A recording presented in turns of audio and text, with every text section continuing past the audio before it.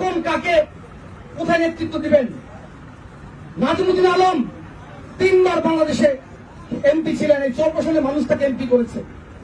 আমার জীবনে আমি তার পিছনে কখনো তাকে অসম্মান করে কথা বলিনি, কিন্তু আপনারা কেন অসম্মান করে তাকে কথা বলেন? এখানে নেতৃবৃন্দ রয়েছে, কাউকে আমি কখনো অসম্মান করে কথা বলেছি তারা বলতে পারবে না।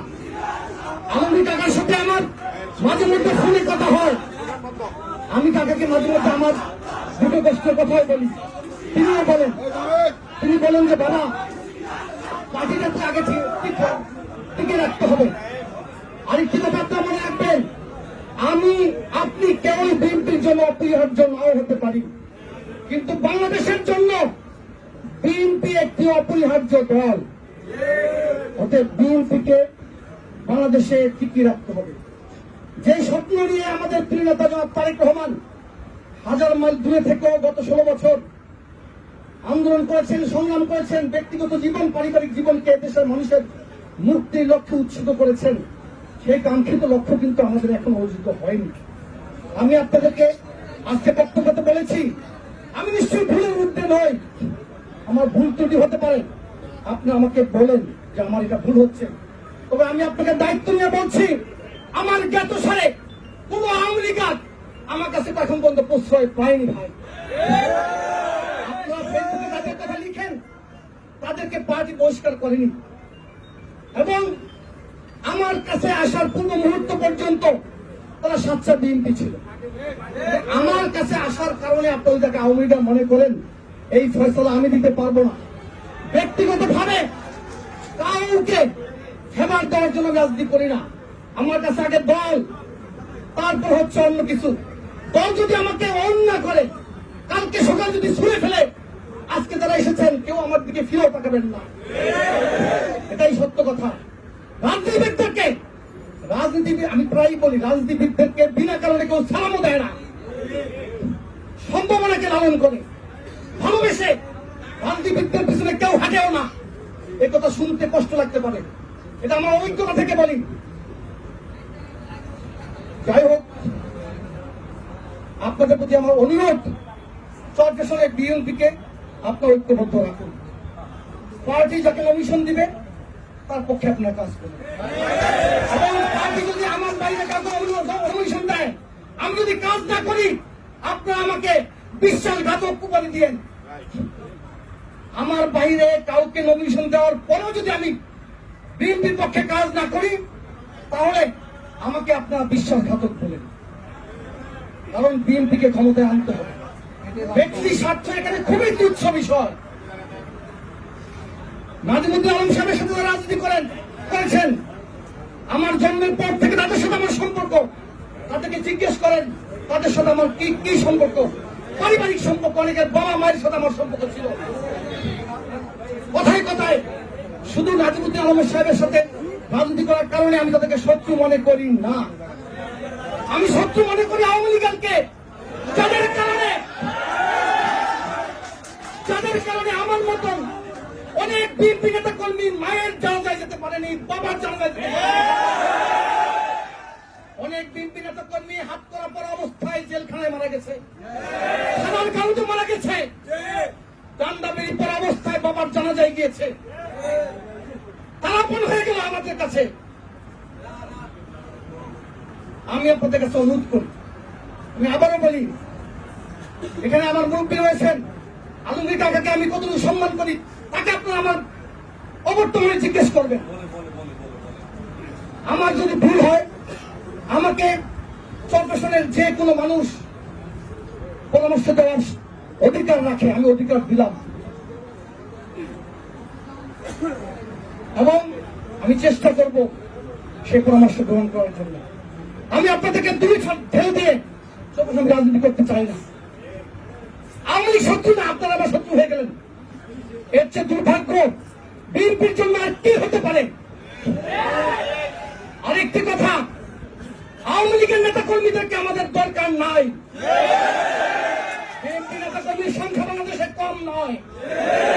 ওই চিহ্নিত আওয়ামী লীগের চাঁদাবাজ, ঠকবাজ, প্রতারকদের ছাড়াই, ওই মাস্টারদের ছাড়াই বাংলাদেশে শেখ হাসিনার বিরুদ্ধে আন্দোলন সফল হয়েছে, ওই চিহ্নিত আওয়ামী লীগের ছাড়াই আগামী দিনে বিএনপি ইনশাল্লাহ ক্ষমতায় আসবে।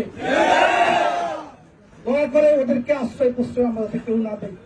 আমাদের অজ্ঞাত সারে হতে পারে, কারণ আমরা সবাইকে চিনি না। যখনই আমাদেরকে ভুল সূত্রে দেওয়া হবে আমরা যাতে এই পরামর্শ গ্রহণ করি। আমি আপনাদের ধৈর্য চ্যুতি ঘটাবো না। এবং আরেকটি কথা, আজকে থেকে যারা বিএনপির রাজনীতিতে প্ল্যাটফর্মে থেকে বলবেন আর নয় বিদেশি এবার হবে বেশি, দয়া করে তারা আমার সাথে রাজনীতি করবেন না। দয়া করে আমার সাথে তারা রাজনীতি করবেন না।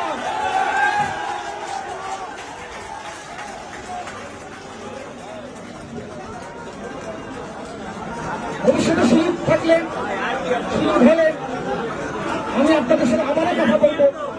আমার কোনো ভুল ত্রুটি থাকলে আপনার পরামর্শ দেবেন। আমি আগে বলেছি, আপনারা আমার ভাই, বন্ধু, প্রতিবেশী।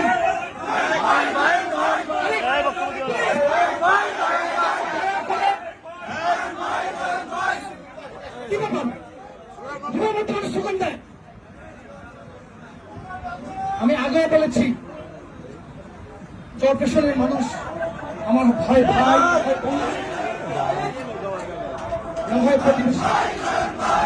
এবং এমন হয়েছে অনেক প্রতিবেশী আমার আত্মীয়র চেয়ে বেশি আপন। নাজিমুদ্দিন আলম সাহেবের সাথে রাজনীতি করেন, সবাই বুকে হাত দিয়ে বলতে পারবেন যে আপনারা আমার কেউ আপনজন ছিলেন না। এই আলী, তুই কি আমার আপন ছিলি না? তোমাকে মামা দেখ। এই দীপু, হাওমা মারা যাওয়ার আগে দীপুকে বলছে যে আমি ইসলাম মোহনকে দেখতে চাই, মোহনকে দেখতে চাই। মিথ্যা বললাম? দীপু, তুই ভাই আমার বন্ধু। সাইদ আমার কাছের ছোট ভাই কিনা জিজ্ঞেস করেন। কে আমার শত্রু? আপনারা আপনাদের সাথে যদি শত্রু বানান, আমি আপনাদের কাছে মাপ চাই। আমিরুল ইসলাম মিন্টিজ আমার শিক্ষক ছিলেন, উনি হয়তো আমাকে ভুল বুঝছেন যে আমি ওনার নমিনেশন চুরি করে নিয়ে গেছি। বিষয় এরকমের না। বিষয় হচ্ছে, যেহেতু আমি রাজনীতি করি, রাজনীতিতে একটা সুস্থ প্রতিযোগিতা থাকতেই পারে। এই প্রতিযোগিতা থাকা কি অন্যায়? আপনারা দেখবেন যে আমি আপনাদের নেতাদেরকে অসম্মান করি কিনা। অসম্মান করার প্র্যাকটিস আমার রাজনৈতিক জীবনে নাই। আমি যদি আরেকজনের প্রতিদ্বন্দ্বিতাকে সহ্য করতে না পারি, রাজনীতি করতে আমি কেন আসলাম?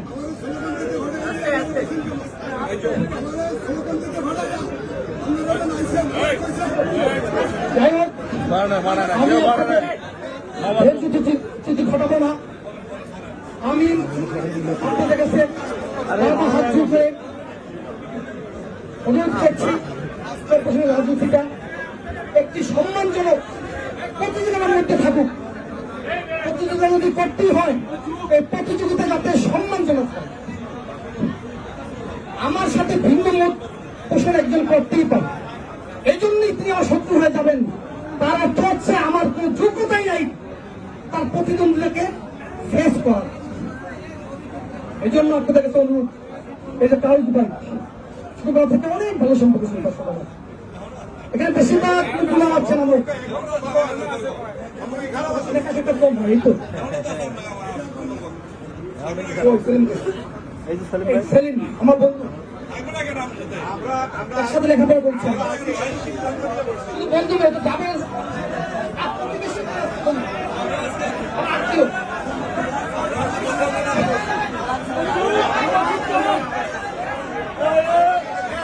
আমি বলি, আজকে হয়তো প্রথমবারের মতো আমার জীবনে প্রথমবারের মতো আমি চরপেশনে একটি পাবলিক মিটিং এসেছি।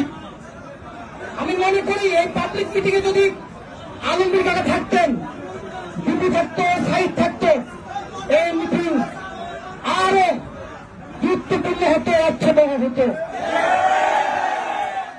আমি তাদেরকে আমাদের স্টেপে নিতে পারিনি, এটা আমার ব্যর্থতা, আমি স্বীকার করছি। কিন্তু আমি চাই ভবিষ্যতে কোনো পাবলিক মিটিং করার আগে আমি যাতে তাদেরকে স্টেপে তুলতে পারি। আমি বুঝাতে সক্ষম হয়ে থাকি, তাহলে আমি আশা করি আপনারা আগামী দিনে পারস্পরিক সৌহার্দ্য আরো বাড়িয়ে দিবেন। আবার রিপিট করছি, আমাদের দলের কেউ যদি বলে আর নয় বিদেশি এবার হবে বেশি, দয়া করে আমার সাথে তারা রাজনীতি করবেন না। আমার বক্তব্য কি আপনারা একটুকু বুঝেছেন? যদি বুঝে থাকেন, আমার মনে হয় আমাদের মধ্যে শত্রুতা দূরত্ব না রেখে আমাদের বরং সতর্ক দৃষ্টি রাখা উচিত, যাতে গত 16 বছর আমরা যে কষ্টের মধ্যে ছিলাম, এই কষ্ট যাতে আবার বাংলাদেশে ফিরে না আসে। আমরা কিন্তু আমাদের এখনো কাঙ্ক্ষিত লক্ষ্য অর্জন করতে পারি নাই।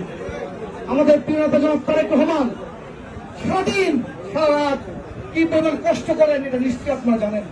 আর তার বক্তব্যগুলো শুনলে আপনাদের বোঝা উচিত যে রাজনীতি আগের জায়গায় নেই, গুণগত পরিবর্তন হয়েছে।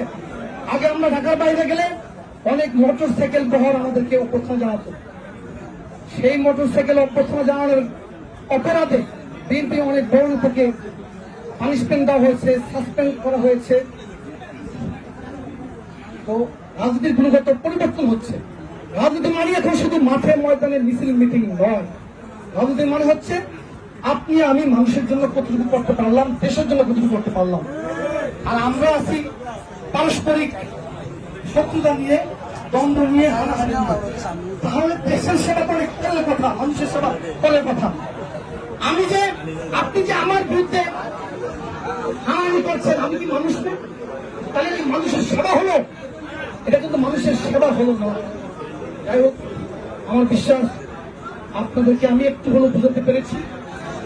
আল্লাহ যদি তৌফিক দান করেন, ভবিষ্যতে নিশ্চয়ই যদি আপনারা বুঝে থাকেন, এর প্রতিফল, এর রেজাল্ট আমরা ইনশাল্লাহ পাবো। সবাইকে ধন্যবাদ জানাচ্ছি, কৃতজ্ঞতা জানাচ্ছি, এবং আশা করি মাঝে মধ্যে আপনাদের সাথে দেখা হবে। এবং আপনারা যে কেউ যদি কোনো সময় কোনো সমস্যায় থাকেন, যদি মনে করেন যে আমি যদি উপকারে আসবো, আপনি দয়া করে আমাকে জানাবেন। চেষ্টা করবো। একজন মানুষ সবার উপকার করতে পারে না, বিষয় হচ্ছে চেষ্টা সে করলো কিনা, আমি চেষ্টা করি কিনা, আন্তরিক কিনা। এবং এই আন্তরিকতা, এই চেষ্টা এখানে যারা রাজনীতি করতেছেন সবার মধ্যেই রয়েছে। যাই হোক, আমি সবাইকে ধন্যবাদ জানাচ্ছি, কষ্ট করে ধৈর্য সহকারে আমার বক্তব্য শোনার জন্য। সবাইকে ধন্যবাদ। আসসালামু আলাইকুম।